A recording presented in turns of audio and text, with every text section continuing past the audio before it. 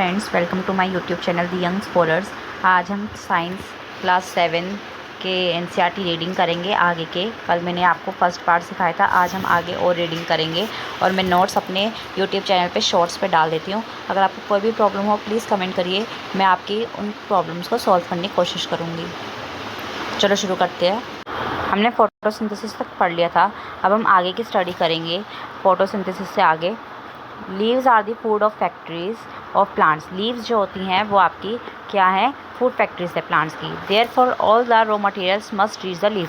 जो भी raw material हमने पढ़ा था कि प्लांट्स को चाहिए होता है वो लीव तक पहुंचता है। Water and minerals present in soil. Water and minerals जो होता है वो सॉइल के पास होता है। Are absorb by the roots, जो कि प्लांट्स के रूट्स जो हैं उनको ऊपर खींचता है। And transported to the leaves, और लीव्स तक पहुँचाता है। Carbon dioxide from the air is taken in through tiny pores present on the surface of leaves. जो आपकी कार्बन डाइऑक्साइड है वो भी एयर से ली जाती है। कैसे ली जाती है? लीव्स के ऊपर सरफेस पर छोटे छोटे पोर्स होते हैं जिनको हम स्टोमेटा कहते हैं। उन गार्ड सेल्स को हम स्टोमेटा कहते हैं, उन्हीं से कार्बन डाइऑक्साइड को लिया जाता है। Water and minerals are transported to the leaves by the vessels which run like pipe throughout the root. अब वाटर एंड मिनरल्स भी चाहिए, वो कहाँ से पहुँचते हैं? वो भी आप लीव्स के अंदर कुछ ऐसी वेजल्स ही होती हैं, पाइप्स टाइप लगा लो, जो कि रूट से ऊपर तक पहुँचाते हैं। The stem and the branches and leaves, ये सारी जगह स्टेम के पास भी जाते हैं, ब्रांचेस एंड लीव्स के पास भी जाते हैं। They form a continuous path और passage for the nutrition to reach the leaf. ये एक तरीके से पूरा रास्ता बनाते हैं, एक पैसेज लगा लो, ठीक है, जो कि आपके लीफ तक न्यूट्रिशंस को पहुँचाते हैं। दे आर कोल्ड वेजल्स, हम इनको वेजल्स कहते हैं। आगे के लिए आप ट्रांसपोर्ट ऑफ मटेरियल जो है क्लास 7 में पढ़ेंगे।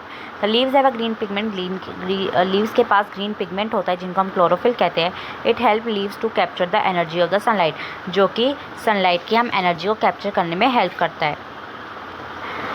This energy is use to prepare synthesis food from carbon dioxide water.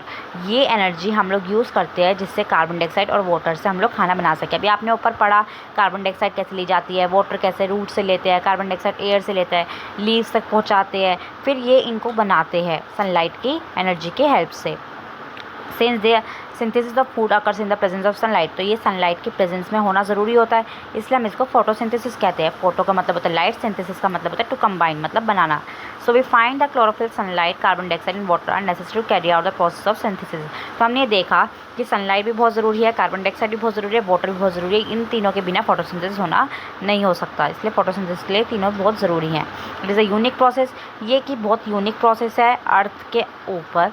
The solar energy is captured by the leaves and stored in the plant in the form of food. Solar energy को leaves जो है capture कर लेती है और उनको store करती है प्लांट में फूड के फॉर्म में। The sun is the ultimate source of energy for all living organisms. इसलिए लिविंग ऑर्गेनिजम्स के लिए सन बहुत ही ज़्यादा एक तरीके से अल्टीमेट सोर्स ऑफ एनर्जी है। अगर ये नहीं होगा तो इससे पहले खाना बनना शुरू नहीं होगा। और हम लोग भी, आपको पता है, पहले प्लांट से लेते हैं, ठीक है, प्लांट्स जो बनाते हैं फिर उसी को हम आगे जाके कुछ बना सकते हैं। तो इसलिए प्लांट्स पहले किससे ले रही है? सन से, तो इसलिए उसको सन को अल्टीमेट सोर्स ऑफ एनर्जी कह दिया है। Can you imagine life on the earth in absence of photosynthesis? आप सोच सकते हो फोटोसिंथेसिस के बिना तो कुछ हो ही नहीं सकता, क्योंकि स्टार्टिंग ही वहाँ से हमें फूड वहीं से मिल रहा है। In the absence of photosynthesis there will not be any food, कोई फूड नहीं होगा। The survival of almost all living organisms directly और indirectly depend upon the food made by the plants. जो बात मैंने आपको कही अभी कि हम डायरेक्टली और इनडायरेक्टली प्लांट्स पे ही डिपेंड है। Besides oxygen which is essential for the survival, हम जानते हैं कि सर्वाइवल के लिए ऑक्सीजन ज़रूरी है, बट आपको एनर्जी भी चाहिए सन की जिससे खाना बन सके, ठीक है। Of all the organisms is produce during the photosynthesis. हमें फोटोसिंथेसिस के टाइम पे ऑक्सीजन भी चाहिए होती है, वो भी ज़रूरी होती है। In the absence of photosynthesis life will be impossible on the earth. अगर फोटोसिंथेसिस नहीं होगा तो लाइफ ही नहीं हो पाएगी, क्योंकि उसी प्रोसेस में ऑक्सीजन भी निकलती है जो हम ऑक्सीजन लेते हैं। During photosynthesis, chlorophyll containing cells of leaves and the presence of sunlight use carbon dioxide and water to synthesize carbohydrates. Photosynthesis के दौरान जो क्लोरोफिल में सेल्स होते लीव्स के, in the presence of sunlight के प्रेजेंस में कार्बन डाइऑक्साइड यूज़ करते हैं, वाटर को यूज़ करते हैं कार्बोहाइड्रेट्स बनाने के लिए। इस प्रोसेस को नीचे रिप्रेजेंट किया गया हुआ है, कार्बन डाइऑक्साइड प्लस वाटर किसके प्रेजेंस में? सनलाइट और क्लोरोफिल के प्रेजेंस में वो बनता है कार्बोहाइड्रेट प्लस ऑक्सीजन बनता है।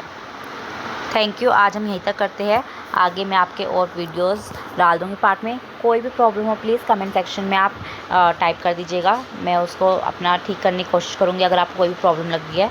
और मैं नोट्स अपने शॉर्ट्स पे डाल देती हूँ, एनसीईआरटी नोट्स होते हैं पूरे, अगर उनमें भी आपको कोई हेल्प चाहिए तो आप कमेंट सेक्शन में लिख सकते हैं और मैं पूरी कोशिश करूँगी आपको हेल्प कर पाऊँ।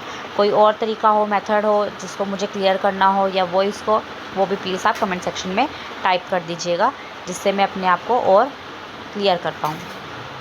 Thank you. Please like, share and subscribe my channel.